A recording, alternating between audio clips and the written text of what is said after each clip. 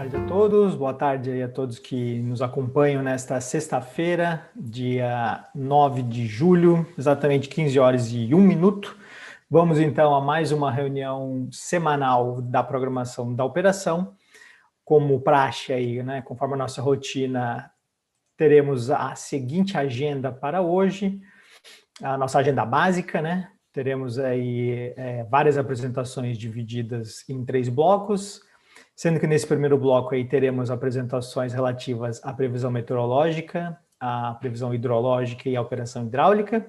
Faremos aquele intervalo nosso de alguns minutos. Voltamos então para mais um bloco, no caso o segundo, com a previsão de carga para a programação diária e acompanhamento diário semanal, a previsão de carga para o PMO, os resultados do PMO desta revisão de julho e as intervenções energéticas relevantes. Faremos um novo intervalo e voltamos então com o último bloco de apresentações que vão contemplar aí as apresentações relativas aos limites elétricos e as principais intervenções elétricas e encerrando com a apresentação sobre a política operativa. Então esta é a nossa agenda para essa tarde de hoje. Vamos iniciar então a nossa reunião.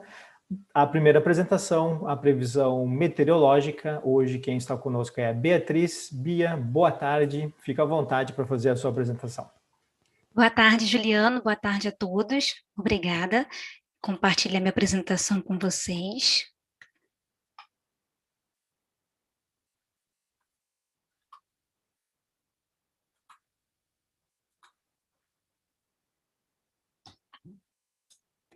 Então, eu vou começar falando das condições observadas durante essa semana.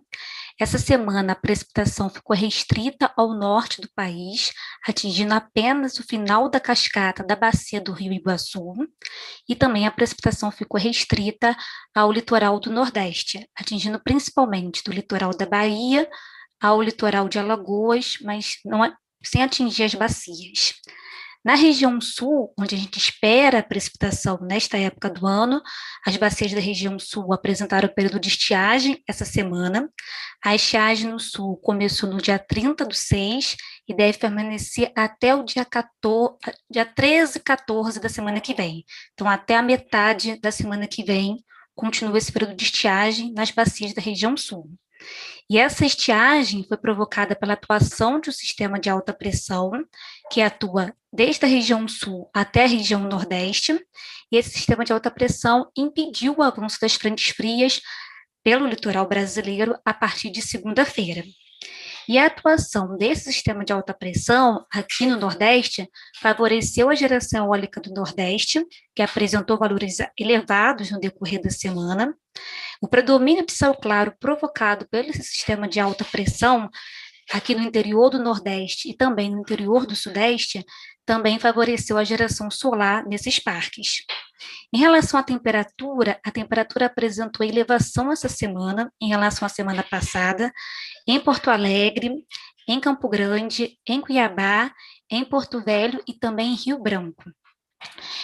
Semana passada foi uma semana muito fria, né, com a atuação daquela forte massa de ar frio, mas essa semana essa massa de ar frio já perdeu um pouco de força e com isso as temperaturas aumentaram nessas capitais. Nas demais capitais do sul, do sudeste e centro-oeste, né, que foi marcado pela atuação da massa de ar frio na semana passada, nas demais capitais as temperaturas permaneceram estáveis essa semana. O destaque foi mais para Porto Alegre e essas capitais do centro-oeste, né? Campo Grande, Cuiabá, Porto Velho, Rio Branco, que apresentaram elevação essa semana. Aí, para a semana que vem, para a próxima semana operativa, a semana que vem começa com a precipitação ainda restrita ao norte do país, atingindo apenas o Baixo Xingu, e também restrita ao litoral do Nordeste. Então, previsão de precipitação do litoral da Bahia até o litoral do Rio Grande do Norte. A região sul começa a próxima semana ainda com estiagem. A condição de estiagem permanece, pelo menos até o dia 14, na quarta. Na quinta-feira é que esse padrão começa a mudar, com o avanço de uma nova frente fria pela região sul. No decorrer da quinta-feira, essa frente fria estará associada a um sistema de baixa pressão, que avança pela região sul no decorrer da quinta, ocasionando chuva fraca nas bacias dos rios Jacuí, Uruguai, Iguaçu, na incremental Itaipu, principalmente sobre o lago, e também em pontos isolados aqui da bacia do Rio Madeira. Essa chuva prevista para a região sul é mais para o final da semana, a partir da quinta-feira. E também os valores previstos são inferiores à média semanal. Com isso, né, devido a essas condições, essa chuva prevista não deve impactar muito na vazão, não deve provocar muito reflexo na vazão, porque é uma chuva do final da semana operativa, também os valores não são muito significativos, né, são inferiores à média semanal. Em relação às temperaturas para a próxima semana, a temperatura mínima que ocorre geralmente de 5 às 7 horas da manhã, a temperatura mínima deve apresentar elevação na semana que vem, em todas as capitais da região sul, em Campo Grande, Cuiabá, em Rio Branco e também aqui no Rio de Janeiro. O aumento da temperatura mínima, né, deixando as madrugadas e manhãs mais quentes na semana que vem, deve impactar no uso de aquecedor na região sul, né? Pode impactar no uso de aquecedor da região sul por ter a previsão, né, de umas madrugadas e de manhãs mais quentes do que essa semana. Já a temperatura máxima, que geralmente ocorre de 1 às 3 horas da tarde, deve apresentar elevação em Curitiba, em São Paulo, aqui no Rio, em Belo Horizonte e também em Campo Grande. Nas demais capitais brasileiras, a temperatura máxima permanece estável. Em relação à geração eólica, a gente colocou a geração eólica em declínio na semana que vem. No início da semana que vem, a geração eólica permanece elevada, a geração deve ficar mais elevada de segunda a quarta-feira, que deve ser os dias com geração mais elevada da semana que vem, mas a partir de quinta-feira, com o avanço da nova frente fria pela região sul, e na sexta, o avanço dessa frente fria pela região sudeste, a geração eólica do Nordeste deve diminuir a partir de quinta-feira. Então, a gente colocou em declínio aqui porque o padrão previsto para a semana que vem é um padrão diferente dessa semana. Porque essa semana a gente só teve a entrada de frente fria no início da semana, no sábado, e depois a alta pressão não deixou mais avançar a frente fria. E com isso a geração eólica ficou elevada a semana toda. Já para a semana que vem, a gente tem uma mudança de padrão. No meio da semana, avança uma frente fria. Então, quebra esse cenário de estiagem no sul e de ausência de frente fria. Então, com isso, com essa mudança de padrão, a gente deixou a geração eólica em declínio na semana que vem, né? Mas só que esse declínio deverá ocorrer só a partir de quinta-feira. Até quarta-feira, a gente espera a geração elevada alta, principalmente de segunda a quarta-feira, em declínio a partir de quinta. E a geração solar, ela permanece estável nos parques do Sudeste e do Nordeste. A frente fria avança aqui pelo Sudeste na sexta-feira, no dia 16, só que a nebulosidade associada a ela deve ficar restrita ao litoral dos estados e não deve atingir os parques. Por isso, a gente deixou a geração solar estável para a semana que vem.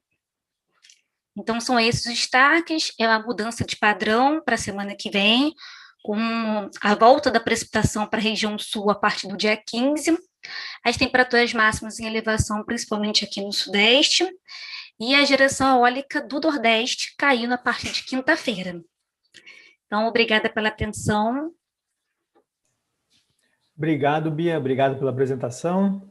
A gente dá sequência, então, agora com a apresentação sobre a previsão hidrológica. Quem está conosco hoje à tarde é a Lilian. Lilian, boa tarde. Fique à vontade para fazer a sua apresentação. Obrigada, Juliana. Bom, uma boa tarde a todos. Dando prosseguimento, então, com a previsão hidrológica. Como a Bia mostrou anteriormente, nós não temos previsão de precipitação para a próxima semana no subsistema do Sudeste. Então, temos aí o acompanhamento de ENAs, observamos a recessão, né, para as próximas semanas, uma previsão mensal de 63% da MLT, sendo o menor julho do histórico. Agora, a Bacia do Grande, a gente também observa o mesmo comportamento, sendo a previsão mensal de 47% da MLT, o terceiro menor julho do histórico.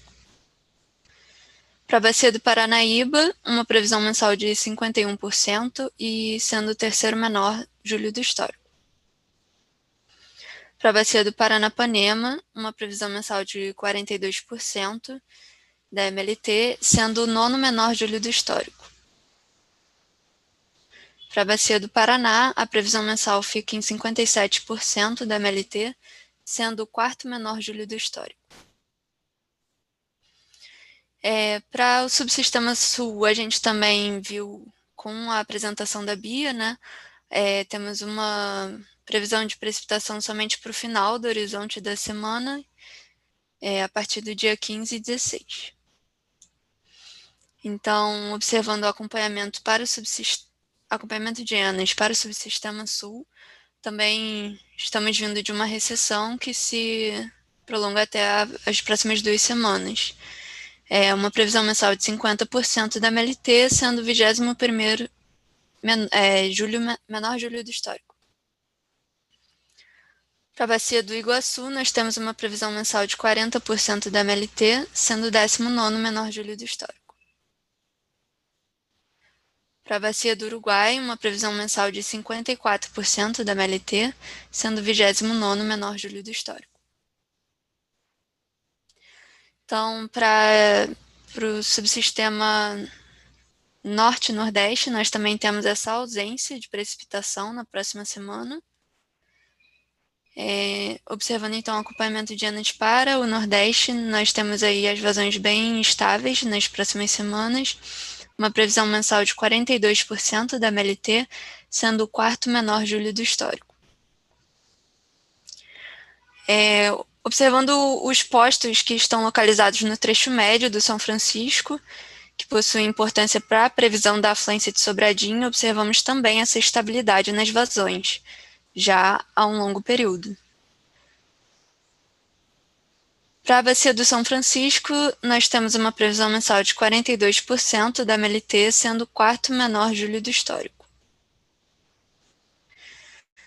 Observando agora o acompanhamento de ENAS para o subsistema norte, nós temos esta recessão ao longo das próximas semanas, uma previsão mensal de 81% da MLT, sendo o 19º menor julho do histórico. A Bacia do Tocantins, então, temos uma previsão mensal de 64% da MLT, sendo o quinto menor julho do histórico. Observando agora o panorama geral do SIM, nós temos ainda a maioria das bacias alocadas na faixa de abaixo de 80% da MLT, com exceção principalmente das bacias do subsistema norte. Nelas destacamos na faixa acima de 120% da MLT estão as bacias de Araguari, Curuaúna, Santo Antônio do Jari e Baubina. E na faixa de 80% a 120% da MLT temos as bacias do Madeira e Tapajós, e além do subsistema norte também temos o Itabapoana, Itiquira e Parnaíba. Então, agora fazendo um comparativo com as revisões passadas, o PMO é a revisão 1, para o Sudeste nós temos uma previsão de ENAS praticamente estável. Para essa revisão 2, um valor de 63% da MLT, sendo o menor do julho do histórico. Para o subsistema Nordeste também uma previsão praticamente estável. Nessa revisão 2 temos um valor de ENA de 42% da MLT, sendo o quarto menor julho do histórico. Para o subsistema Sul, uma previsão de ENA de 50% da MLT, sendo o 21º menor julho do histórico. E para o subsistema Norte, uma previsão de 81% da MLT, sendo o 19º menor julho do histórico. Agora, observando a previsão para o mês de agosto, a partir do que prevemos para o mês de julho, temos para o Sudeste uma previsão de 66%, um valor esperado de 66%, com seu limite inferior de 44% e limite superior de 121%. Para o subsistema Sul, um valor esperado de 81%, variando entre 15% e 830%. Para o Nordeste, nós temos um valor esperado de 45%, variando entre 32% e 64%. E para o subsistema norte, um valor esperado de 84%, variando entre 64% e 110%. Observando agora a evolução do armazenamento, para os subsistemas, nós temos o norte com 83% de EAR, o sul com 65%, o nordeste com 58,4% e o sudeste com 28,5%. Já para os principais aproveitamentos do SIM, nós temos Três Marias com 54%, Serra da Mesa com 32%, Furnas com 27%, Emborcação com 16%, Nova Ponte com 14% e Tumbiara com 9%. Agradeço pela atenção de todos. Obrigado, Lilian. Obrigado pela apresentação. Vamos, então, à última apresentação deste bloco, os destaques da operação hidráulica. Hoje quem está conosco é o Paulo Diniz. Paulo, boa tarde, fica à vontade. Boa tarde, Juliano. Boa tarde a todos. Eu vou iniciar aqui o compartilhamento da tela. Bom, julgo que todos já estão vendo. Bom, o objetivo é a gente trazer aqui as principais alterações, né, e mais significativas em relação à operação hidráulica avaliada ao longo da semana passada, né, o que ocorreram, né, e decisões que ocorreram ao longo dessa semana que impactam a programação da próxima semana.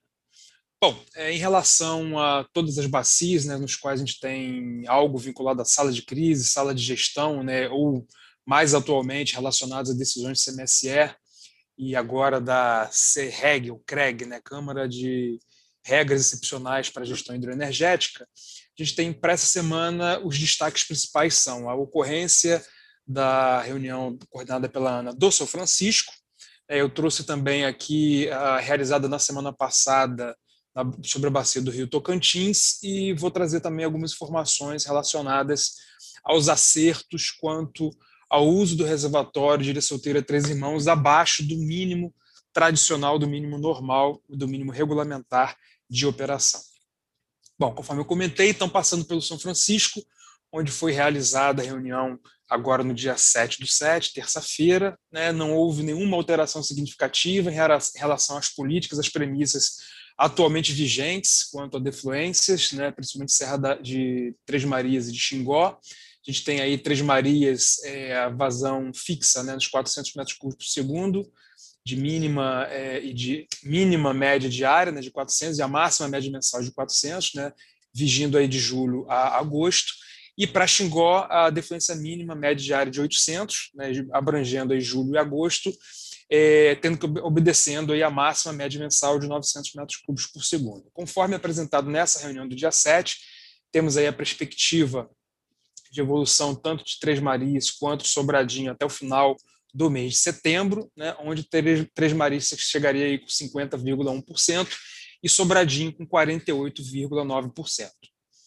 Em relação ao Tocantins, né, a principal variável de decisão da operação do Tocantins, além do trecho bem ajusante, né, que é Tucuruí, a gente especificamente as decisões são em relação à Serra da Mesa, né, da Tucuruí, dado que Tucuruí tem uma curva de referência a ser seguida ao longo do período seco, mas em relação à Serra da Mesa, a gente tem aí vigindo, né, a vazão fixa no período de temporada de praia de 600 metros cúbicos por segundo, que isso vai até o final de agosto, e também nessa reunião foi levada uma prospecção até o final do mês de novembro agora de 2021. Nessa avaliação, a principal questão é a operação das defluências de Serra da Mesa a partir do final de agosto, então foram levados dois cenários para essa última reunião lá da sala da Bacia do Rio Tocantins. Um cenário de manutenção da defluência de 600 metros cúbicos por segundo, né, ao final do período de temporada de praias, ou seja, continuaria com 600. Nesse contexto, a gente terminaria com armazenamento aí na curva em verde de 20,83% em Serra da Mesa, e um outro cenário no qual haveria um aumento da vazão defluente Serra da Mesa a partir de 1/9 para 900 metros cúbicos por segundo, né? Nesse caso, a gente teria aí uma evolução do reservatório de Serra da Mesa para o armazenamento no final de novembro de 15,34%. Provavelmente pelas condições hidroenergéticas, né, sistêmicas, a grande chance nesse momento é que a gente tenha essa segunda alternativa, né? Ou seja, ao final do período de temporada de praias, ocorrendo um aumento da defluência média Serra da Mesa para 900 metros cúbicos por segundo. Mas isso é algo que vai ser definido, obviamente, a posteriori. Bom, como eu havia comentado, né, um principal destaque que a gente tem para essa semana é a decisão, né, encaminhada ao CMSE e corroborada pela CERREG, pelo CREG, né, conforme a sigla, né, Câmara de Regras Excepcionais para a Gestão Hidroenergética, no qual foi levada essa proposta de utilização do reservatório de Ilha Solteira Três Irmãos, né? Então, o destaque que a gente tem aí, conforme acertado e que vem sendo negociado, né, com o setor hidroviário, é a manutenção, a evolução, né, do 325/40. A gente, nesse momento, já está operando abaixo disso. Então, na semana de 3/9 e 10/16, a gente manteria o reservatório na 325/20. A partir da semana de 24/7 a 30/7, já haveria uma evolução para 325, que seria mantido até o dia 6/8,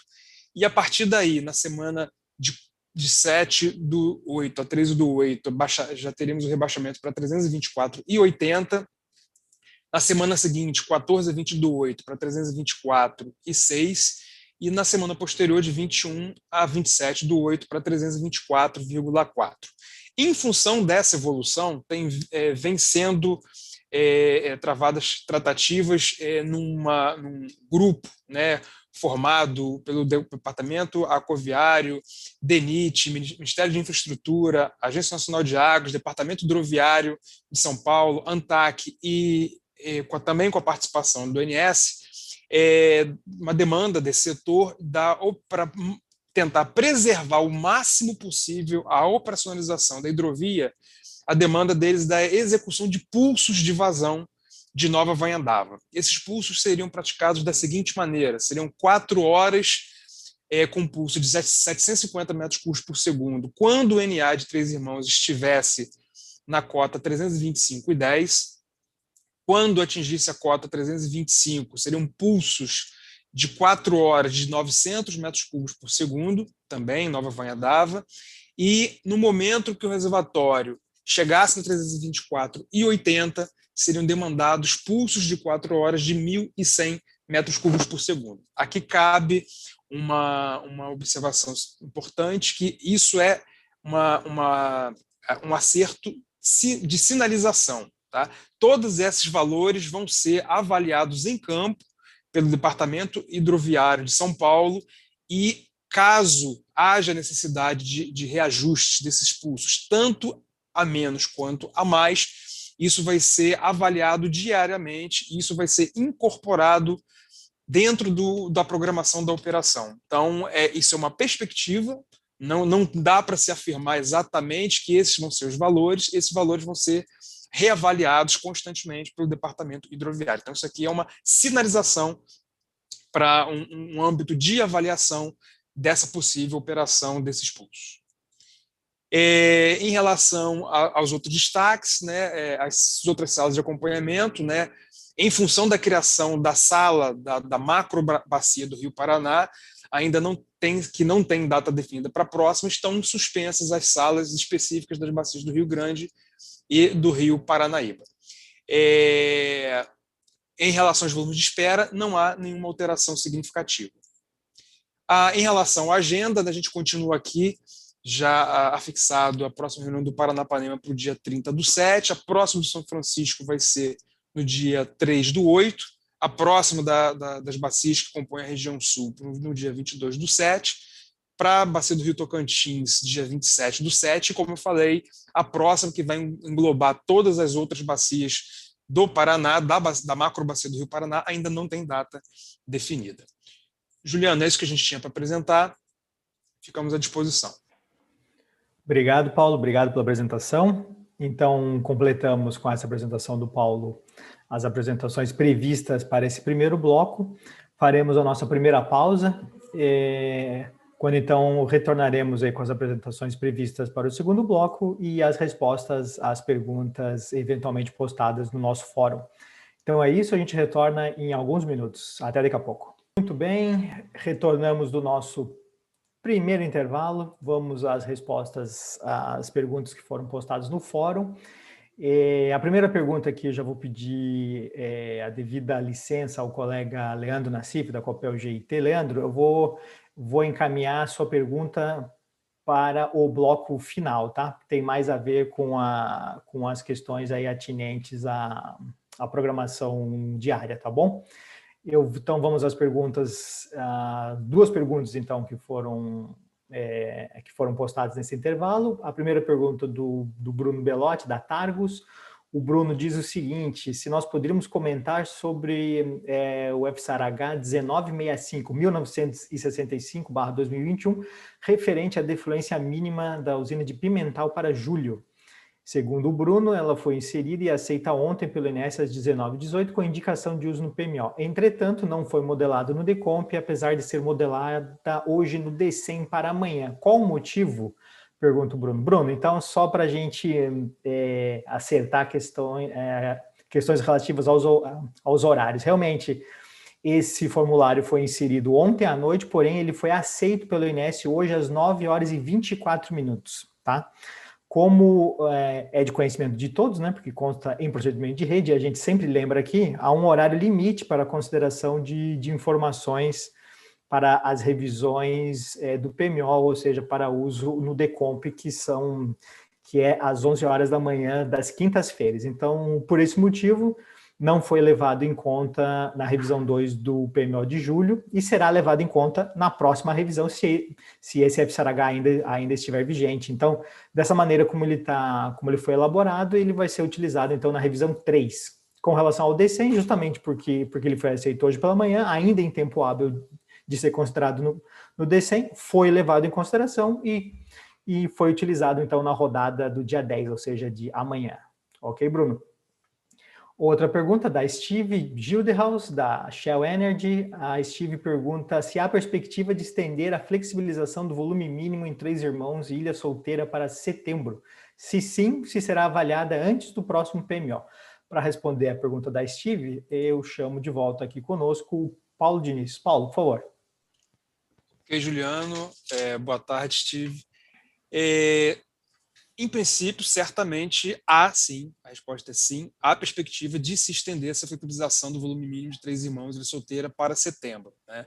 Só lembrando que todas essas flexibilizações, né, como eu falei, aquele grupo complexo, né, que está fazendo a gestão lá dos parâmetros da hidrovia nesse momento de redução, antes disso, a priori, toda e qualquer decisão em relação à decisão, ela é tomada no âmbito do CMSE e corroborada lá na CERREG ou CREG, tá? Então, mas em princípio, há sim perspectiva de se estender essa flexibilização ao longo de setembro. Obrigado, Paulo. Então, com isso, a gente conclui aí as respostas postadas no fórum no último intervalo, ou no nosso primeiro intervalo, melhor dizendo.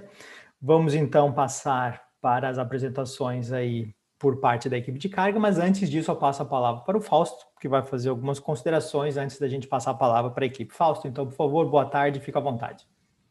Boa tarde, Juliano, boa tarde a todos. Nós vamos fazer aqui, antes da apresentação costumeira semanal, de acompanhamento da carga diária semanal, nós vamos fazer uma breve apresentação em função daquelas perguntas, aqueles questionamentos que têm sido feitos pelos agentes em relação a algumas diferenças observadas, reais, que eles têm observado, e que nós fizemos algumas explanações e procuramos agora, de alguma forma um pouco diferente, tentar explicar para vocês como isso se dá e por que essas diferenças podem ocorrer. Vocês sabem que a carga ela é computada pela oferta, né? Não é pela demanda, é pela toda aquela geração, e ela também ela é compatibilizada com os dados da CCE. Há algumas informações que nós não temos, principalmente as informações que estão na distribuição, são o que a gente chama aqui das usinas não simuladas, tipo 3, tipo 2B, que também são, esses números vêm da CCE, que é nosso parceiro, e nós temos aprimorado muito essa relação com a CCE.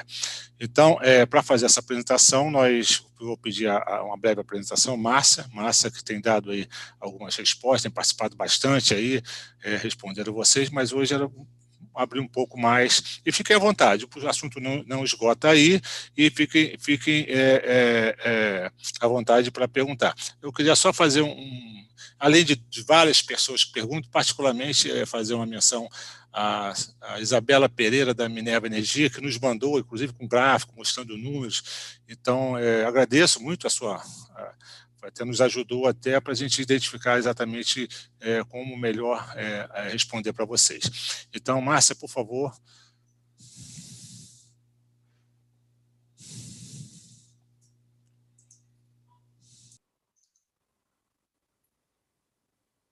Acho que está sem som, Márcia.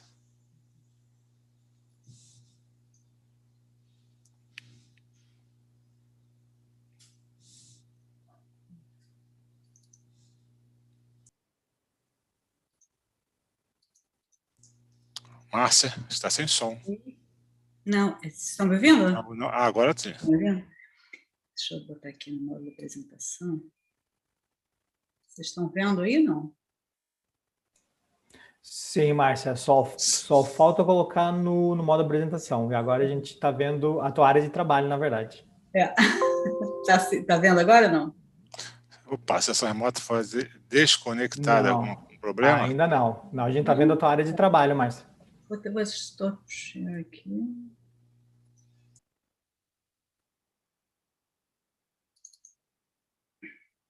Estão vendo agora ou não? Agora sim.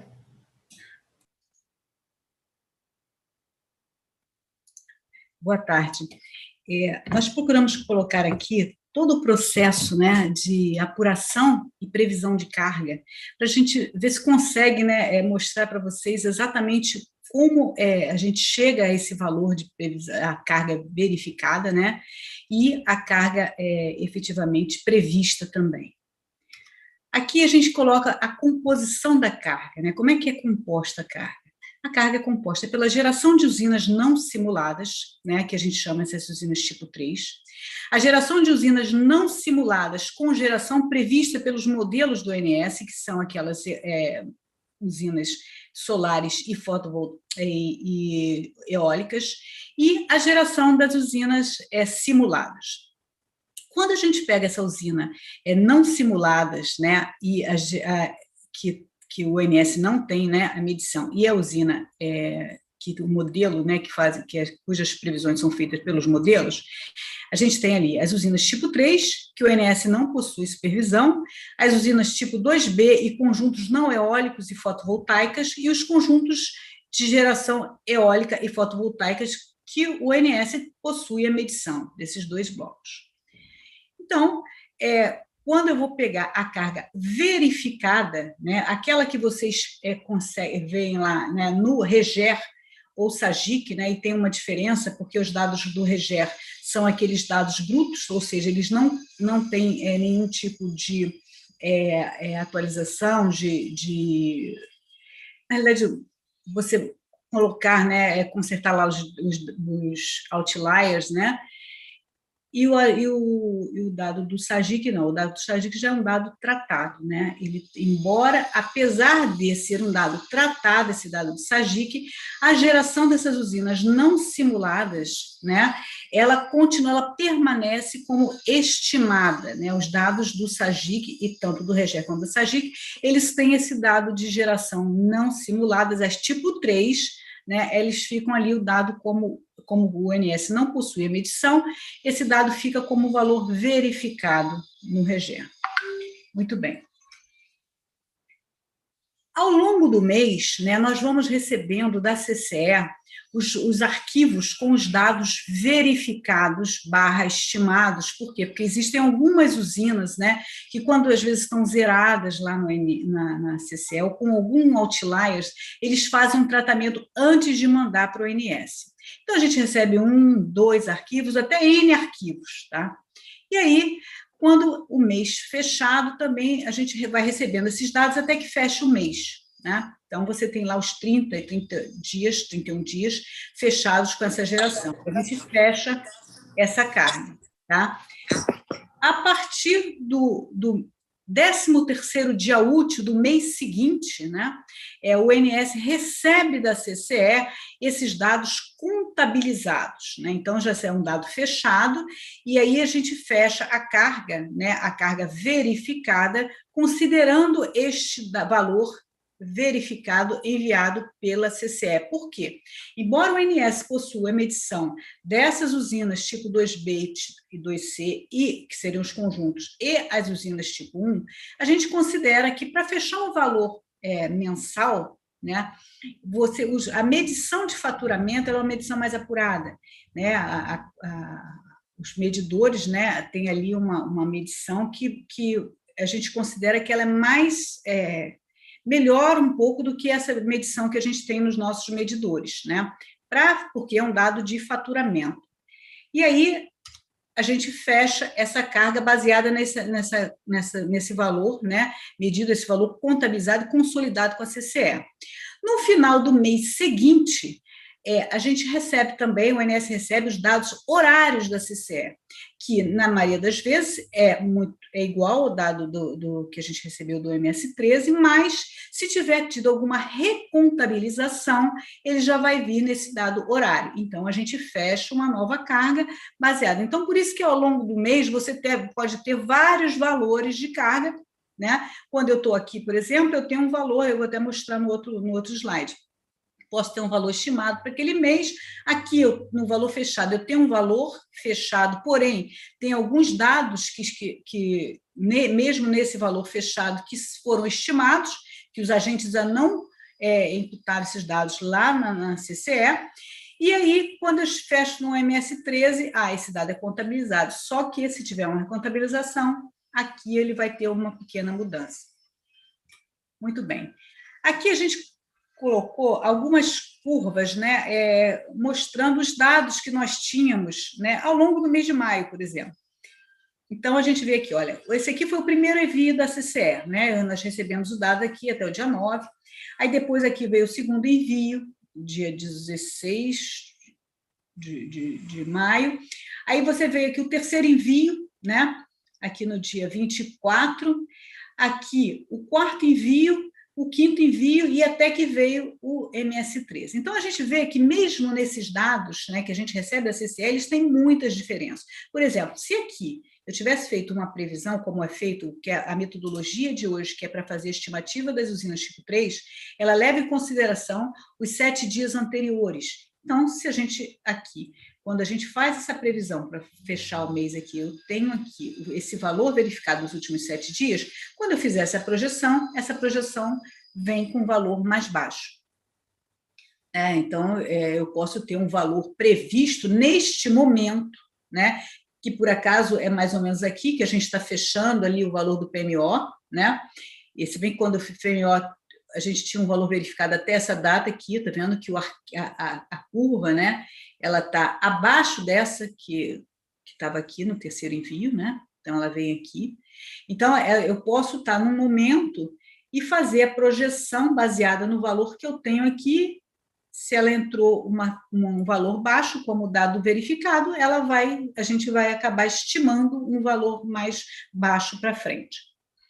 Essa metodologia de acerto, né, desses dados, a CCE já reviu, né, nós já tivemos 2 reuniões com a CCE, eles nos apresentaram agora uma nova metodologia para tratamento, fizeram vários testes e vimos que os resultados foram bem satisfatórios. Então, a gente acredita que daqui para frente, esse tipo de diferença que a gente percebeu aqui não vai mais acontecer, né? Nós tivemos ali, acho que tínhamos umas usinas que os agentes, apesar de estar com valor zerado, porque existe uma diferença entre o dado que é zero e o dado que não está nulo, que não tem dado. Então, se você coloca um zero, é como se, olha, aquela usina não gerou, e na realidade ela estava zerada e no final do mês os agentes colocaram um valor lá. Então, também teve esse problema aqui nesse período nos dados da CCE, conforme nós conversamos aí na última reunião com eles, né? Então, E aí, uma coisa interessante é o seguinte, quando a gente recebeu o dado verificado, ou seja, o dado contabilizado, que é essa linha pontilhada, a gente percebe que ela veio mais baixa, tá vendo, do que todos aqueles dados que foram enviados anteriormente, que tinha uma parte estimada. Então, na realidade, o valor que foi estimado aqui, ele tinha sido com a metodologia anterior, né, que não essa que eles começaram a partir de agora, mas essa metodologia que estava sendo usada lá em maio, ele estava com um valor estimado que foi superior àquilo que realmente veio se verificando, tá?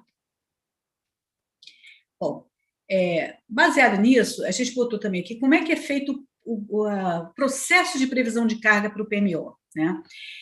Nós recebemos aqui as previsões de temperatura, né, dados verificados, né, e o previsto também, né, as previsões de temperatura, os dados de carga verificada, né, que entra como input para os modelos de previsão, que são modelos que auxiliam o processo de decisão, né, da previsão de carga para o PMO.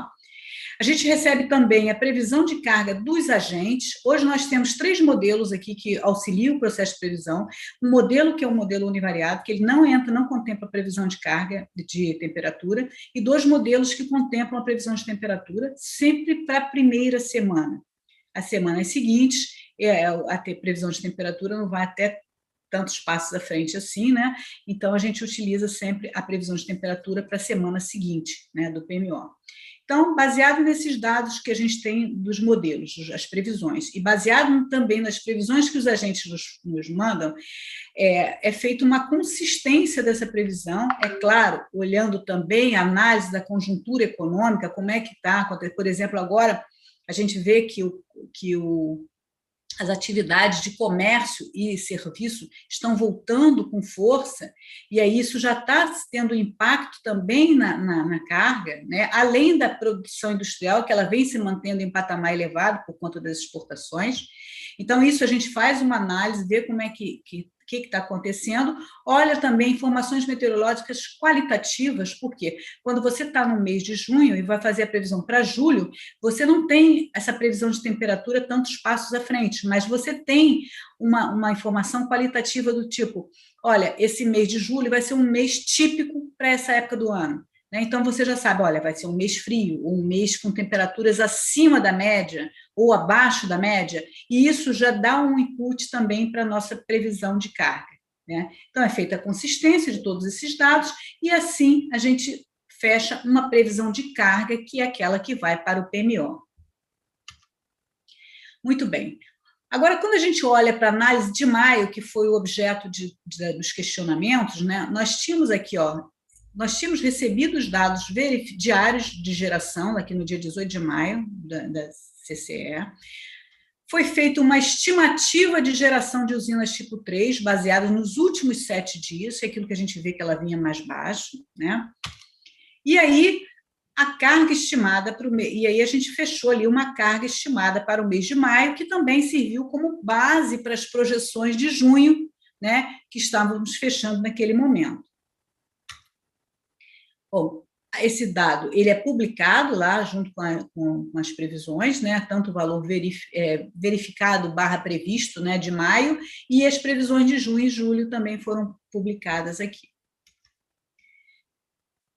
E aí, como último passo, ou seja, no mês seguinte, né, nós recebemos aí os dados do MS3, ou seja, mês seguinte mais 3, o 13º dia útil do mês seguinte, nós recebemos esse valor aqui, verificado, e percebemos que esse valor ele estava, né, muito acima desse valor que tínhamos considerado aqui na estimativa, né? E aí, por isso que muitas vezes, olha, vocês apresentaram o valor de maio na publicação, na apresentação do PMO de junho, né? Nós tínhamos um valor ali estimado / previsto para maio, e aí, quando foi no PMO de julho, né, que foi feito em junho, esse valor de maio estava com uma diferença grande entre esse valor aqui fechado e o novo valor. E foi exatamente por conta disso, os dados que nós tínhamos recebido. Então, qual foi a diferença maior? Nós recebemos os dados aqui, os dados diários da CCE, no dia 18 de maio, e tinha uma diferença, né, foi observada essa diferença entre esses dados que nós tínhamos recebido aqui e, um mês depois, os dados que nós tínhamos recebido aqui de MS13. Bom, essas foram as principais ocorrências, né, e que a gente gostaria de agradecer a vocês, porque isso levou assim, a gente a questionar, procurar onde é que poderia estar esse problema, e aí fomos em todos os pontos que poderiam estar ocasionando isso, essa diferença entre quando você olha, inclusive, o dado do IPDO e esse dado aqui que a gente fechou. Na realidade, lá naquele momento, o dado do IPDO estava seguindo muito esse dado que estava aqui, que a gente tinha fechado, né, e estavam utilizando, e as projeções, né, cujas projeções de usinas, né, das usinas tipo 3, que são aquelas não simuladas, que o INS não possui medição, estavam comprometidas em função de um histórico que a gente utilizou, que estava mais baixo do que aquele efetivamente realizado. Tá? Então, agradeço a todos e a gente está aí à disposição para qualquer outro questionamento. Obrigada. Obrigado, Márcia. Obrigado ao Fausto aí que fez a abertura desse bloco. Então, agora seguimos para as apresentações da nossa agenda. A primeira parte, ou a primeira apresentação, né? Após a apresentação da Márcia, a apresentação sobre a previsão de carga para a programação diária e o acompanhamento diário semanal. Hoje, quem está conosco é o Cam. Cam, então, boa tarde. Fica à vontade para fazer a sua apresentação. Boa tarde, Juliano. Boa tarde a todos aí. Bom, começando aqui com a apresentação da previsão de carga diária. Nessa semana foi uma semana bem comportada para o Sudeste, com temperaturas amenas, o que resultou numa carga mais baixa do que estava sendo apresentada na semana anterior. Tendo um maior desvio aqui na sexta-feira, né? Onde a carga foi principalmente causada por causa da carga do Rio de Janeiro, que ela veio acima do que a gente esperava pelos modelos, né? Mas, no geral, foi uma semana bem comportada, um resultado bom para o Sudeste e Centro-Oeste, com 92% dos desvios, abaixo de 3%, uma média de 1,2%, e como eu disse, na sexta-feira passada, dia 2 de julho, foi o dia que teve o maior desvio, né? Para o Sul, a carga já vinha mais baixa do que a semana anterior. Entre o sábado e o domingo ali, a gente assume que o desconforto térmico foi tão grande, assim, por causa das temperaturas baixas, que provavelmente foi acionado carga de aquecimento, e por isso a carga veio, no domingo principalmente, a carga veio mais alta do que a previsão. Mas ao longo de semana os modelos aí foram ajustando aí a carga e os erros foram diminuindo ao longo da semana. O resultado para o Sul não foi tão bom assim, com 49% dos desvios, abaixo de 3%, uma média aí de 3,6% de desvios e o maior desvio com 7% no domingo. No Nordeste, a semana foi marcada por chuvas aí pouco expressivas, temperaturas mais amenas, teve um feriado estadual no estado da Bahia, onde a gente abaixou a previsão aqui no dia 2, mas a carga veio mais baixo do que a gente previu, então esse foi o destaque aqui do estado, porque a semana foi razoavelmente tranquila aqui para o Nordeste. Com isso, os desvios que ficaram abaixo de 3% são 76%, uma média de desvios de 2%, e o maior erro aqui na segunda-feira. Na sexta-feira, dia 2. Passando para o Norte, a gente separou aqui 2 pontos, né, que foi a saída e a retomada, seguida de retomada de um consumidor livre, que não estava programada, que junto com as oscilações de intercâmbio e com outros subsistemas, né, provocaram alteração nas perdas, e aí a gente teve uma semana bem conturbada aqui no Norte. Ficou difícil de fazer a previsão, mas os resultados aqui foram que 67% dos desvios ficaram abaixo de 3%, com uma média de 2,3% dos desvios.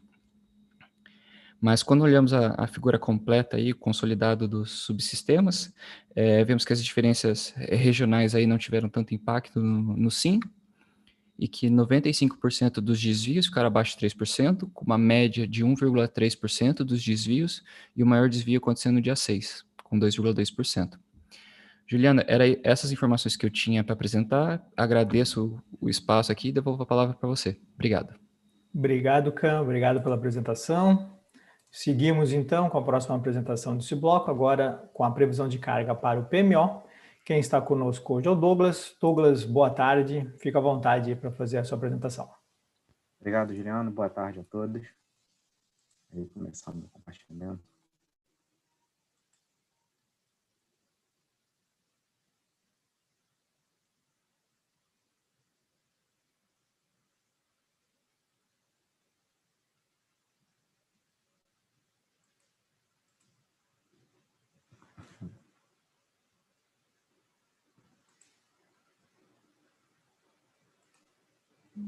Assim?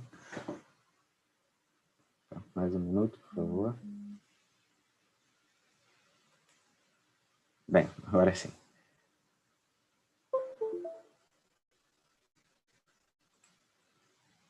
Retomando a apresentação, desculpa pela demora. Agora iremos falar um pouco a respeito das previsões de carga semanais, assim como o acompanhamento semanal. Começando pelo subsistema Sudeste Centro-Oeste. Só recapitulando o que nós temos apresentado aqui, né? Inicialmente em azul, nós temos a previsão realizada para o mês de julho, na revisão 0 do TMO. Nessas cores mais claras, nós temos as semanas verificadas, no caso da semana 1, ou estimada de fechamento, no caso da segunda semana.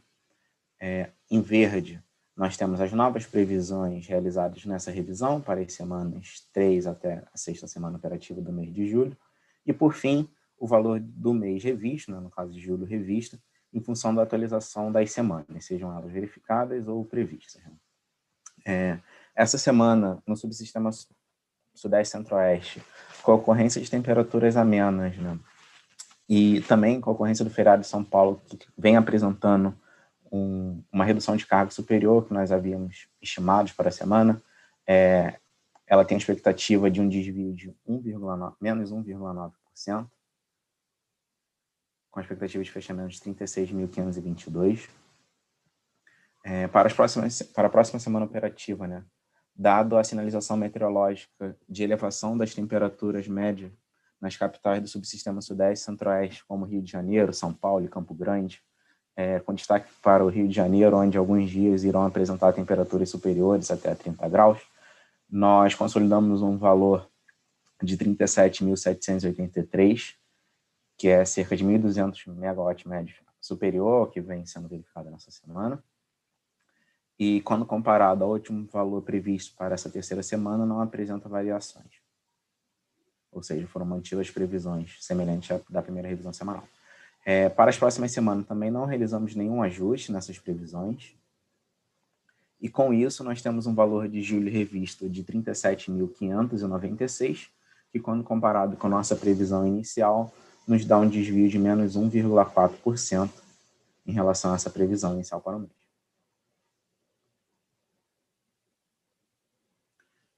No subsistema Sul, essa semana temos a expectativa de fechamento com um desvio de apenas 0,2%, fechando uma carga de 11.497. O destaque para essa semana é a elevação das temperaturas, né, em Porto Alegre, enquanto nas outras capitais da região as temperaturas se mantiveram semelhantes às observadas na última semana. Para a próxima semana operativa, existem sinalizações de aumento das temperaturas mínimas nas capitais da região, e Curitiba também existe a sinalização de aumento das temperaturas máximas.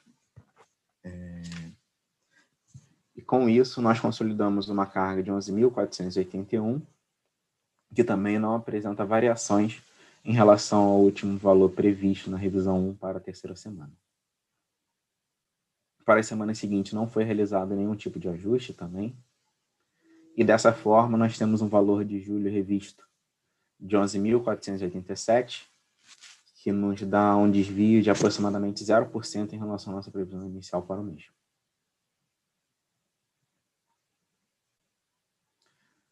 Subsistema Nordeste é outro subsistema que apresentou um desvio de apenas menos 0,4%, com a expectativa de fechamento essa semana numa carga de 10.763.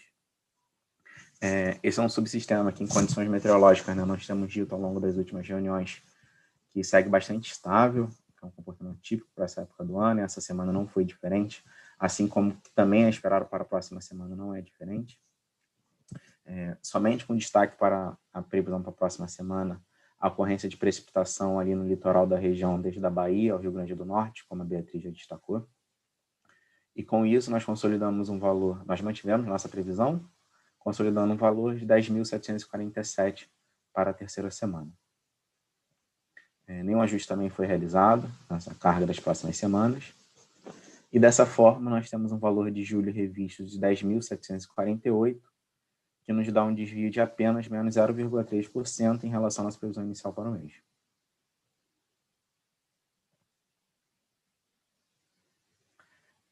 O subsistema norte, essa semana apresentou um desvio de menos 2,2%. Como o Liu já destacou, a variação de intercâmbio apresenta efeitos na carga, e com isso essa carga também se manteve num patamar de 5.745. Para a próxima semana, nós temos as sinalizações de manutenção das condições meteorológicas, né, semelhante à semana em curso, com destaque para a ocorrência de precipitação, principalmente Manaus e Belém. E com isso nós consolidamos um valor de 5.806 para a terceira semana, que quando comparado ao último valor previsto para essa semana, nos dá um decréscimo de menos 1,2%. Também foi realizado um ajuste na quarta semana, de menos 0,9%, prevendo um valor de 5.838, e nenhum ajuste foi realizado nas semanas 5 e 6. Dessa forma, nós temos um valor de julho revisto de 5.820, que nos dá um desvio de menos 1,2% em relação à nossa previsão inicial para o mês. E chegando ao fim, no SIM, que é a totalização de todos os outros subsistemas, essa semana nós temos a expectativa de um desvio de menos 1,3%, com fechamento de uma carga de 64.527. Para a próxima semana, dado o ajuste que nós realizamos somente no subsistema norte, existe um decréscimo dessas previsões quando comparado ao último valor previsto na revisão 1 para a terceira semana, de menos 0,1%, nas semanas 3 e 4. E para a próxima semana esperamos um valor de 65.817 megawatt médio. E com isso, nós temos um valor de julho revisto de 65.652, que quando comparado à nossa previsão inicial para o mês de julho, nos dá um desvio de menos 1% em relação à nossa previsão. Aqui chegamos ao fim, são basicamente nossos destaques de ocorrência nessa semana. Como dito ao longo da apresentação, durante a semana operativa em curso foram observadas temperaturas amenas, semelhantes observadas na semana anterior para todas as capitais da região do Brasil, com exceção de Porto Alegre, onde as temperaturas verificadas foram superiores quando comparadas às registradas na semana passada. Nossas premissas para a próxima semana, no que tange às premissas econômicas, nós temos que, segundo a Fundação Getúlio Vargas, a confiança do comércio subiu pelo terceiro mês consecutivo, consolidando a tendência positiva que o setor vem passando após um período de medidas mais restritivas no final do primeiro trimestre de 2021.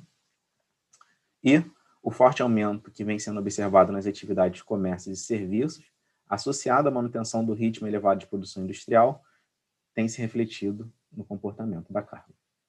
E no que tange às sinalizações meteorológicas, como dito, são esperadas elevações das temperaturas no subsistema Sudeste e Centro-Oeste. No subsistema Sul, apesar da expectativa de passagem de 2 frentes frias ao longo da próxima semana operativa, as temperaturas mínimas em Porto Alegre, Florianópolis e Curitiba deverão estar superiores às ocorridas na semana em curso. E em Curitiba também existe a expectativa de elevação das temperaturas máximas. E, por fim, no subsistema Norte e Nordeste, as sinalizações meteorológicas nos indicam a manutenção das condições de temperatura e precipitação observada nas últimas semanas, comportamento típico para essa época do ano. Com isso eu termino minha apresentação. Peço meu muito obrigado a vocês e vou retornar a palavra para você, Juliano. Ok, Douglas, obrigado. Obrigado pela apresentação. A gente vai dar sequência, então, às demais apresentações deste bloco, que são as apresentações sobre os resultados do PMO e as intervenções energéticas relevantes. Quem fará essas apresentações hoje serei eu mesmo, então vou compartilhar aqui com vocês a apresentação para a gente começar a conversar um pouquinho sobre esses assuntos. Vou colocar no modo apresentação. Agora sim. Então, vamos conversar um pouquinho aí sobre os resultados da revisão 2 do PMO de julho de 2021. Semana essa, então, que trata do dia 10 ao dia 16 de julho. Então, a gente sempre traz aqui um slide com alguns destaques, né, sobre algum fato relevante para que tenha entrado nessa revisão. Então, nessa revisão, a gente, conforme rotina, também tivemos a atualização de alguns CVUs de usinas termoelétricas. Então, a lista das usinas e as usinas que tiveram, então, seus CVUs alterados, então, estão nesse slide. Não vou passar uma a uma, mas porque esse material fica com vocês depois para posterior verificação. Então, a listagem das usinas é a que consta nesse slide. Com relação, então, aos resultados aí, entrando no custo marginal da operação, né, visto pelo modelo de curto prazo, aí, visto pelo Decomp, seguimos aí numa tendência de elevação, né, deste CMO. Então, na semana passada, ou na revisão passada, né, tivemos ICMOs na casa dos R$950, R$960, e nessa revisão 2, então, passamos a barreira aí dos R$1.000 o CMO, e chegamos, então, a CMOs médios aí na casa dos R$1.030. Então, esses CMOs permanecem equalizados entre todos os subsistemas, sendo então que o único limite sistêmico que foi atingido nessa revisão foi o limite do fluxo Nordeste e Sudeste, conforme apontado aqui, de forma conjuntural em todos os patamares de carga. Tá? Seguindo, então, os principais fatores de influência, né, que levaram a essa variação do CMO. Então, conforme a gente pode ver nesse slide, então já era previsto, né, na revisão da semana passada que poderíamos ter aí uma elevação, que é o que a gente chama aqui de previsão perfeita nessa revisão, e os principais fatores aí de influência estão aqui, sendo o que chama mais atenção, né, pelos valores mais proeminentes. Então, a participação da atualização das vazões para essa revisão, que foi o principal fator aí de contribuição para a elevação do CMO nesta revisão 2. Então, a gente vê outros fatores aí também importantes, né, tanto positivo como negativamente, mas no caso aí dos fatores positivos, então a gente salienta as vazões e a disponibilidade das usinas termoelétricas.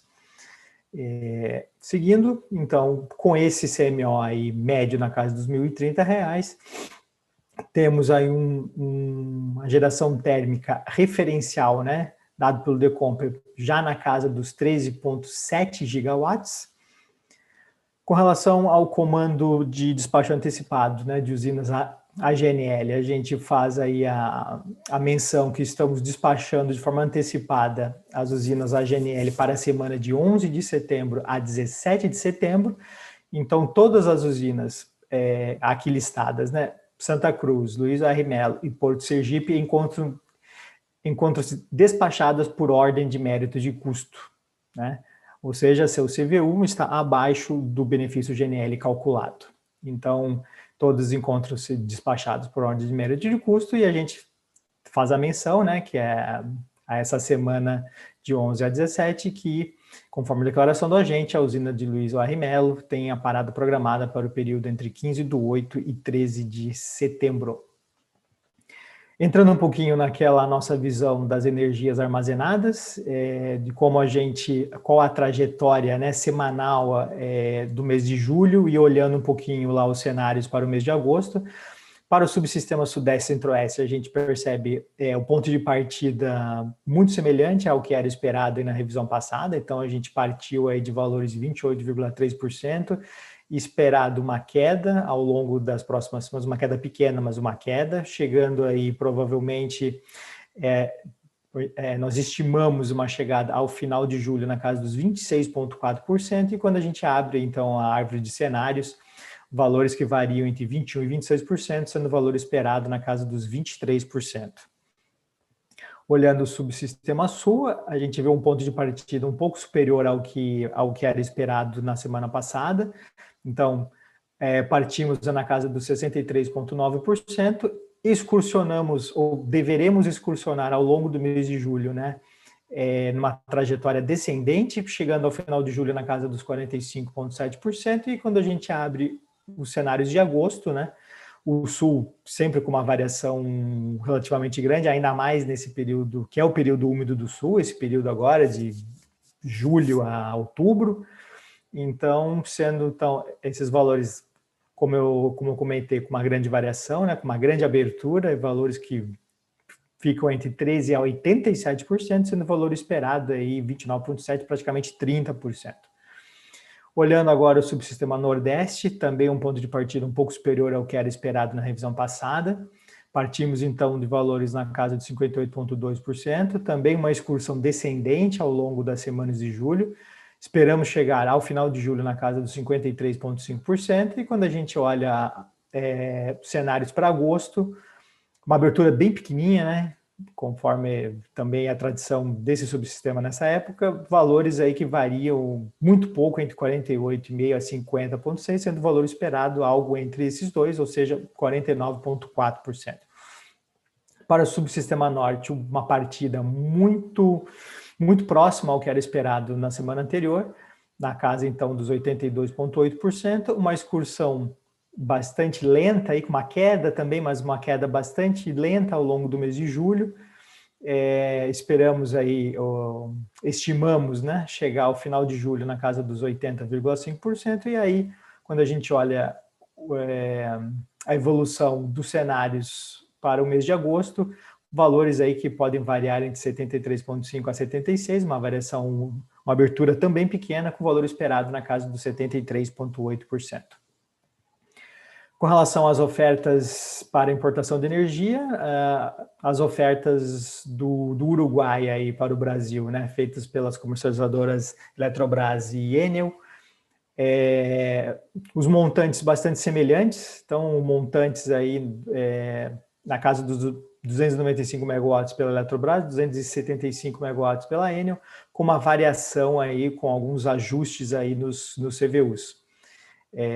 Já por conta da Argentina, também aqui é comercializada, também ofertada pela comercializadora da Enel. Tivemos um aumento de um bloco aí, então nessa semana, ou para a próxima semana operativa aí, tivemos um aumento da oferta, pelo menos do ponto de vista semanal, né? Passamos aí para 1.400 megawatts, com CVUs aí que variam de 840 até 1.124. A gente sempre lembra que essas ofertas elas são validadas diariamente aí pelos comercializadores junto à gerência de programação diária do ONS. Agora, já passando então para a nossa próxima apresentação sobre as intervenções energéticas relevantes, então nós sempre lembramos aqui os nossos critérios de relevância, são as intervenções em unidades geradoras que alterem limites sistêmicos e intervenções em unidades geradoras de grande porte. Então, para o subsistema Sudeste Centro-Oeste, na usina de Ilha Solteira, intervenção aí envolvendo as unidades 16 e 17 para a substituição dos TCs na UG 17, programada para o período de 12 a 16 de julho. E para atendimento à distância mínima de segurança, será necessário também o desligamento da unidade 16. O serviço na usina de Cachoeira Dourada, em seu setor de 138 kV, envolvendo as unidades geradoras 3 e 4, para teste de autorrestabelecimento programado para o dia 11, e para as unidades do setor 230 kV, no caso, as unidades 7, 8, 9 e 10, também para o teste de autorrestabelecimento programado para o mesmo dia 11. Na usina térmica de Santa Cruz, a parada da unidade geradora 11 para inspeção geral programada para o período de 10 de julho a 17 de agosto. A usina térmica de Nova Piratininga, uma parada da usina aí prevista para manutenção corretiva nos trocadores de calor do sistema de gás natural programado para o período de 11 a 18 de julho. Já no subsistema sul, uma parada programada aí na usina de Governador Ney Braga, envolvendo a unidade geradora 4, uma manutenção preventiva aí programada para o dia 10 de julho. Já no subsistema Nordeste, uma intervenção envolvendo a usina termoelétrica de Vale do Açu, na unidade geradora 2, para inspeção NR3 na caldeira recuperadora, programado para o período de 12 a 13 de julho, e na UTE Fortaleza, na unidade geradora 2, manutenção preventiva programada para o período de 14 a 19 de julho. Subsistema Norte, na usina de Santo Antônio, 500 kV, envolvendo as unidades 17 a 32, o teste de autorrestabelecimento programado para o dia 11 de julho. Na usina de Lajeado, envolvendo a unidade geradora 3, manutenção preventiva anual programado para o período de 12 a 18 de julho. Na usina de Estreito, envolvendo as unidades geradoras 1, 2, 3 e 4, para a instalação de instrumentação na tomada d'água da unidade 1, programada para o período de 12 a 15 de julho. Era isso que nós tínhamos a respeito desses dois assuntos. Vou parar o compartilhamento e já aproveito, então, faremos uma pausa. Retornaremos em alguns minutos aí com as apresentações do terceiro bloco e as respostas às perguntas que forem postadas no nosso fórum nesse intervalo. É isso, voltamos daqui a pouco. Bem, voltamos de mais um intervalo. Vamos então às perguntas que foram postadas no fórum. Vou iniciar com as perguntas que dizem respeito diretamente às apresentações do bloco anterior. Começo então pelo Samuel Sembranel, da ENGIE. O Samuel pergunta o seguinte: prezados, boa tarde. Sei que o Previcarga D100 ainda não é o modelo oficial de previsão de carga. No entanto, ele pergunta se seria possível apresentar o resultado do modelo em comparação com o verificado e programado nessas reuniões semanais. Então, para responder aí a pergunta do Samuel, a gente pede ao Fausto que retorne, Fausto, e fica à vontade para responder ao Samuel. Ok, obrigado, Samuel. Foi interessante sua pergunta. Não há problema nenhum em divulgar, é uma boa ideia, por sinal, né? Você está dando. O Previcarga D100 é um modelo que nós estamos trabalhando muito nele, juntamente no âmbito do GT Previcarga D100, do Comitê Técnico PMO-PLD. É um trabalho conjunto, o trabalho foi feito com o INS e CEPEL e ainda com a colaboração agora da CCE. Então, a gente já divulga os resultados, as previsões lá no Sintegre, lá no portal. Podemos também passar a divulgar lá, mas também fazer essa análise que o Can ele apresentou aqui dos desvios semanais, que aquele ali são os dados da programação, que não necessariamente é o próprio caso D100. O próprio caso D100 é um dos modelos que a gente chama de referenciais, né? Então, nós podemos sim apresentar aí e vamos ver aí. E não vai nem acrescer de tempo, não precisa nem negociar tempo aí com o coordenador, né, Juliana? Porque a apresentação já existe, vamos só incluir lá uns parâmetros. Ok, obrigado pela pergunta, vamos atender sim. Obrigado, Fausto. Seguimos aqui. Se precisasse mais tempo também não teria problema não, Fausto, mas ok, seguimos aqui. Pergunta agora do colega Rafael Dias, da Vivaz Energia. O Rafael pergunta o seguinte, ele pergunta se o INS poderia colocar na rotina de divulgação os N envios dos montantes de geração de usinas não simuladas que compõem a carga realizados pela CCE. Para responder o Rafael, a gente conta com a Márcia novamente. Márcia, boa tarde, fica à vontade. Boa tarde. Na realidade, esses arquivos, né, de repente a gente poderia até divulgar, ver com a CCE, divulgá-los em determinados períodos, né? Ou seja, no início do mês, no final do mês, quando a gente recebesse o dado final da CCE, para mostrar. Agora, a CCE vai, a partir desse mês, ela vai mandar em D-2, então praticamente todos os dias a gente vai estar recebendo o dado da CCE. Então, isso vai acabar mais confundindo, né? Mas a gente, de repente, poderia apresentar por período, né? Ou seja, os arquivos que deram origem, né, a determinadas previsões e assim no início e no final o que a gente realmente recebeu como dado verificado mesmo da CCE. Uma vez que a gente vai receber praticamente todos os dias, né, todos os dias nós vamos receber dados, eu não sei se a gente divulgando esse dado todo dia vai mais confundido e até porque a CCE já vai entrar com esse dado diretamente na base aqui no INS. Né, na base de dados no sistema que nós construímos exatamente para poder fazer essas estimativas, essas projeções.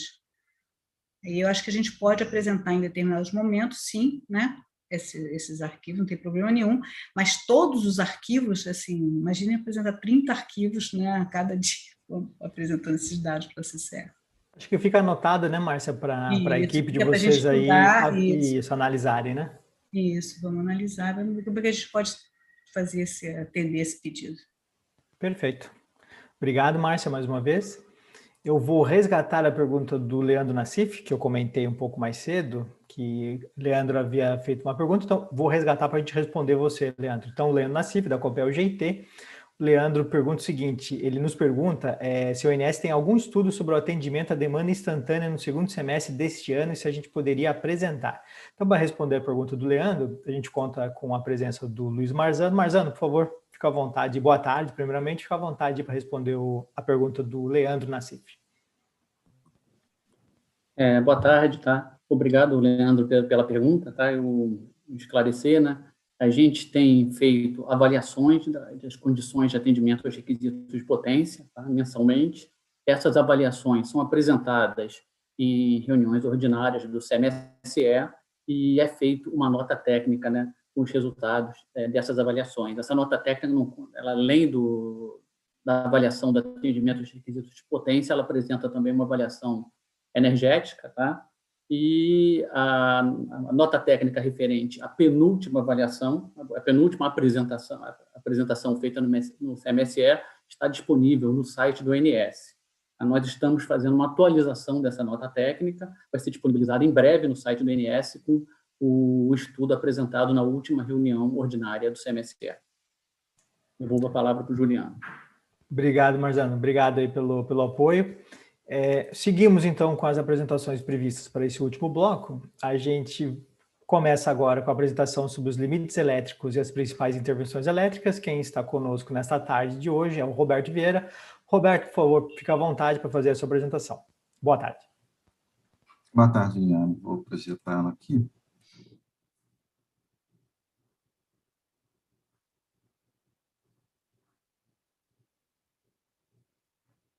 Bem, boa tarde a todos que estão nos vendo, ouvindo, né? Vou falar aqui dos limites elétricos, né, com impactos na programação e principais intervenções com restrições eletroenergéticas. Sempre destacando, né, que essas limitações, né, elas visam prover o SIM de desempenho adequado frente a perdas simples, duplas, múltiplas, com ou sem falha disjuntor, né, tanto em regime transitório, né, quanto em regime permanente. E, portanto, atendendo a critérios, né, de estabilidade, limite de tensão e carregamento. Tá? A gente começa aqui com esse desligamento da linha de 500 kV, Bom Jesus da Lapa 2 e Gentil do Ouro 2. Ela está programada para das 6 horas do dia 25, sexta-feira, às 17 horas do dia 18 de julho, que é domingo. O motivo dessa programação é o proseccionamento dessa linha, atendendo a entrada em operação da subestação Sol do Sertão. Então, a gente pratica essas limitações, dependendo do cenário, né, se Nordeste exportador ou recebedor, em relação ao fluxo do Norte, Nordeste e Sudeste, menor que 3.400 ou 1.400, dependendo desses cenários. E também reduz aí 100 megawatts nos limites do fluxo Norte-Sul, e fluxo Norte-Sul somado ao fluxo Nordeste-Sudeste, para as perdas de bipolo dos LCC que existem aí no sistema brasileiro. A seguir, temos duas intervenções de barramentos de Bom Jesus da Lapa 2, começando aí pela barra 1, que está das 7 às 15 horas do sábado, dia 10, né? Manutenção corretiva para substituição de cobre junta nas torres dessa barra. Tá? E também, normalmente, a gente limita aí o fluxo Nordeste-Sudeste, mesma forma aí que a intervenção anterior, tá? Os cenários aí, tanto Norte exportador ou Norte recebedor. Essa seria o desligamento da outra barra, que vai ser feita no domingo, né? Para as mesmas finalidades, né? Substituição de cobre junta e com as mesmas restrições aí já destacadas. Tá? A gente só tem essas 3 intervenções, tá? Agradecer a participação e a disposição é para qualquer dúvida que vocês tenham a respeito delas. Tá? Obrigado, Roberto. Obrigado pela apresentação. Então, vamos à última apresentação prevista para essa tarde de hoje. Apresentação aí sobre os resultados do DCEM e a política operativa. Quem está hoje pela PRD é a Cindy. Cindy, boa tarde. Fica à vontade para fazer a sua apresentação.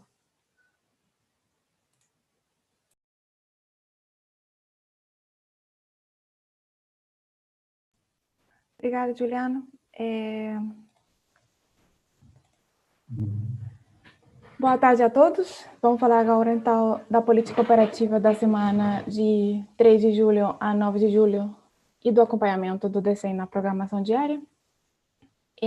Nesse primeiro slide, a gente apresenta para vocês as diferenças da geração térmica, do despacho térmico entre os modelos DECOMP e DCEM. Em geral, vemos que o despacho térmico pelo modelo DCEM foi inferior ao definido pelo modelo DECOMP ao longo da semana operativa, né? Essas diferenças foram motivadas principalmente por diferenças nas declarações de disponibilidade entre os modelos, assim como restrições de UCTE de mérito, né, com destaque para as UTEs de Fortaleza, Cuiabá, Maranhão 3, Termorrio e Nova Piratininga. Podemos observar também que no domingo, né, tivemos uma queda mais acentuada na geração térmica do DECEM, em que o modelo, devido à redução de carga, o modelo reduz ou desliga segundo as flexibilidades das usinas, várias usinas do Nordeste e do Sudeste. Nesse slide aqui, então, apresentamos os resultados de comparação entre o DCEM e o PDP, né?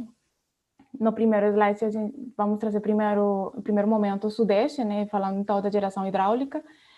Tivemos ajustes necessários para a compatibilização da diretriz e da política operativa para controle do armazenamento hidrelétrico das usinas do subsistema, né, conforme a autorização do CMCE. E para ajustes também relacionados ao Unicum hidráulico. Já na geração térmica, a gente tem diferenças no despacho térmico motivados pelo despacho por garantia energética para as usinas fora da ordem de mérito até o CVU da UTE Chavantes, com CVU de 1.464,89 MWh. Para o subsistema Sul, tivemos também diferenças entre o DCEM e o PDP. Esses ajustes foram feitos para a compatibilização, da mesma forma que o do Sudeste, né, compatibilização do controle do armazenamento hidrelétrico das usinas do subsistema.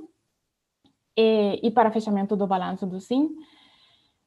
Na parte de geração térmica, mais uma vez, devido a desvios motivados pelo despacho por garantia energética fora da ordem de mérito até o CVU de Araucária, de 1.138,07 MWh, e também pelo despacho da UTE Pampa Sul, que no modelo DCEM não está simulado. No subsistema Nordeste, então, as diferenças na geração hidráulica são motivadas pelos ajustes necessários para os aproveitamentos, a geração dos aproveitamentos hidrelétricos da bacia do Rio São Francisco, né, devido à necessidade de manter a restrição da defluência e o nível operativo adequado à operação da UHE Xingu e o controle do nível do reservatório da UHE Itaparica. Já na geração térmica, a gente tem também um despacho por garantia energética nas usinas do Nordeste, das usinas, fora da ordem de mérito, até o CVU da UTE Termo Manaus, com CVU de 1.135 MWh.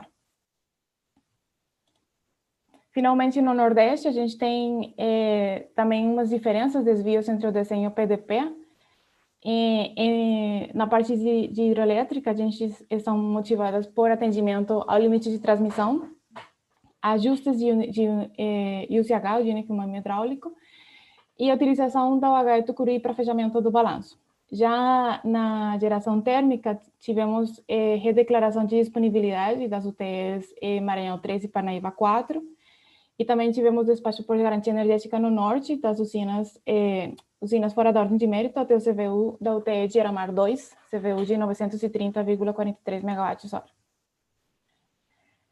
Agora, falando então do intercâmbio internacional, tivemos intercâmbio com o Uruguai, a importação aconteceu só pela conversora Ribeira, a conversora de Melo permaneceu indisponível ao longo da semana, e na Argentina tivemos importação só no dia 9 de julho, e não tivemos oferta do dia 3 ao dia 8. Essa figura aqui, então, ilustra o balanço médio mensal do SIM.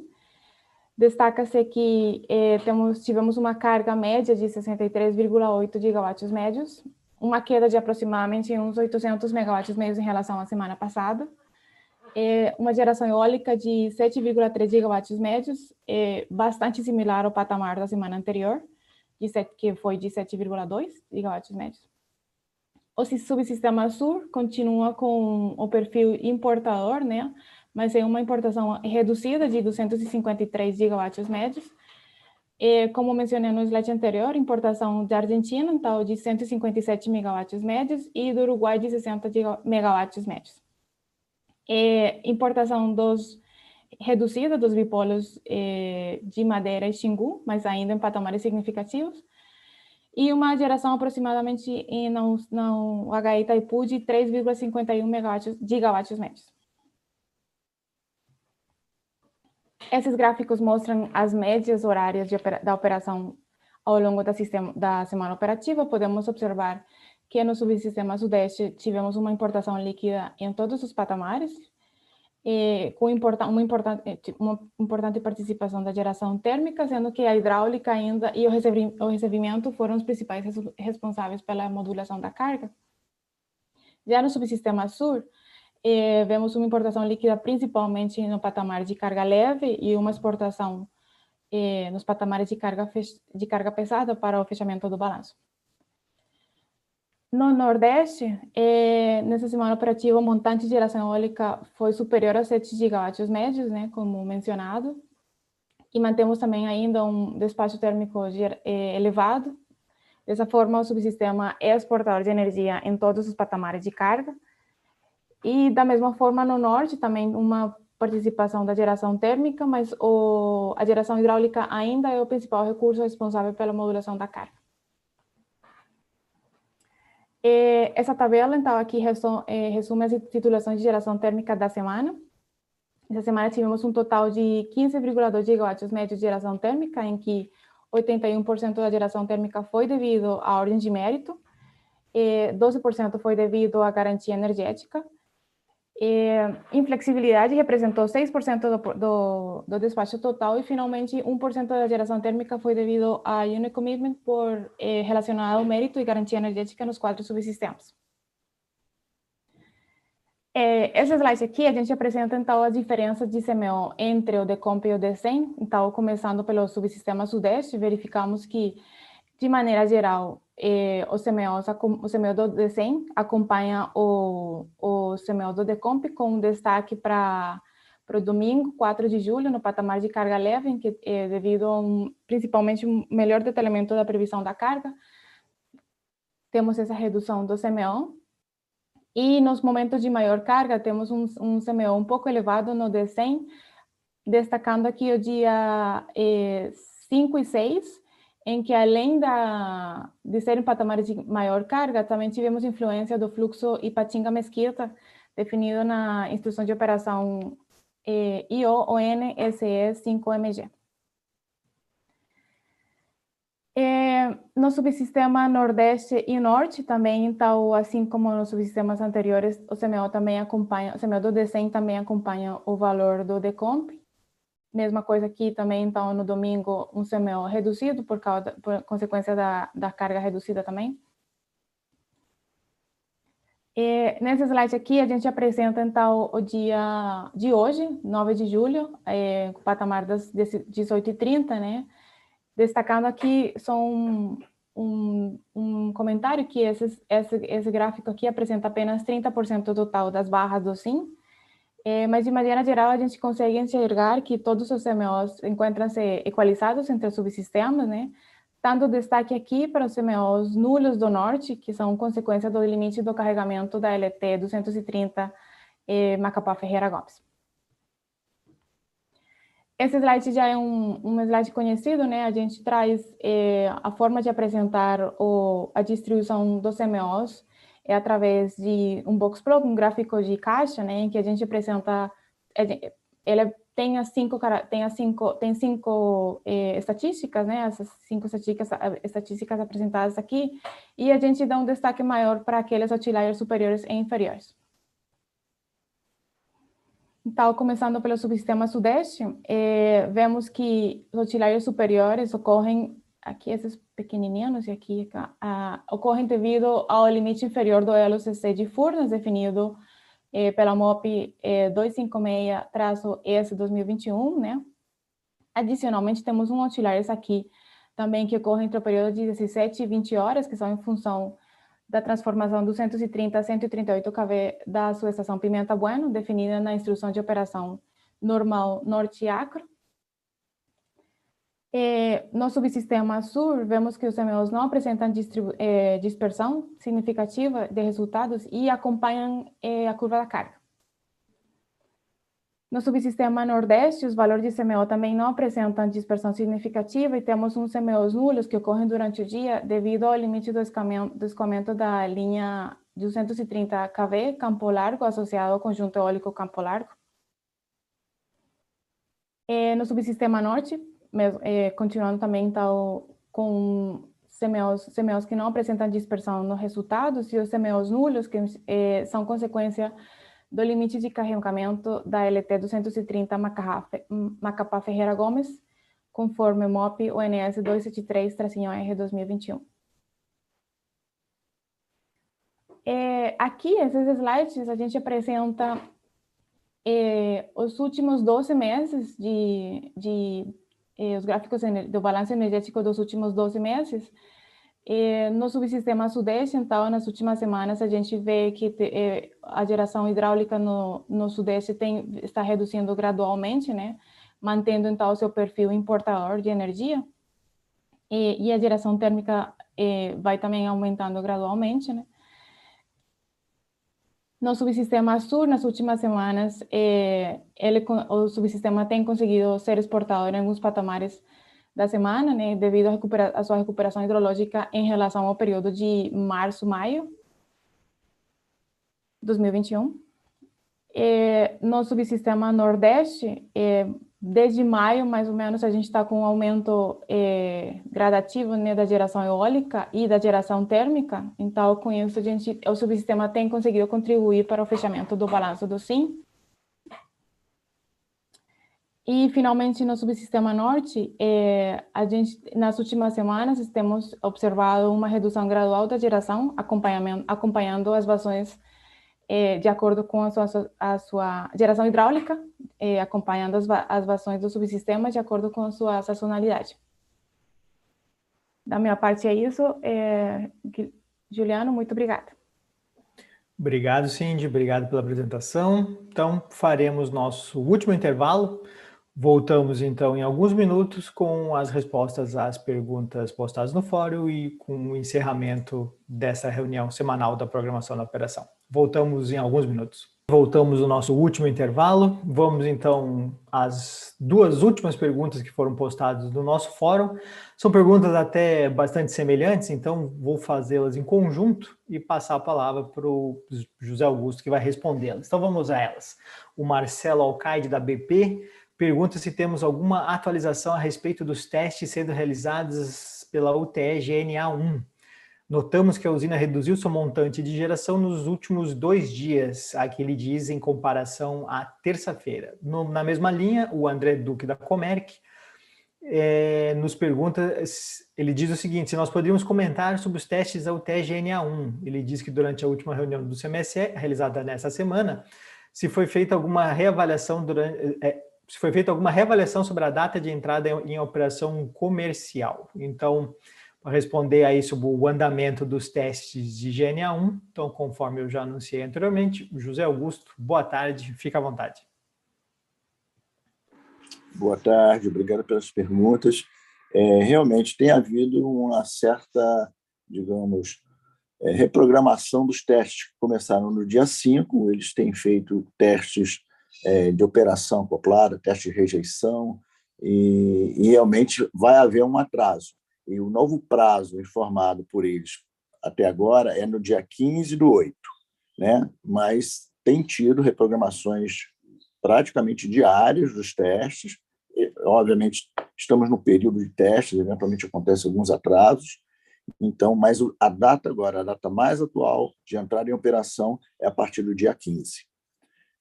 Juliano, seria isso que eu poderia comentar agora em relação à GNA. Obrigado.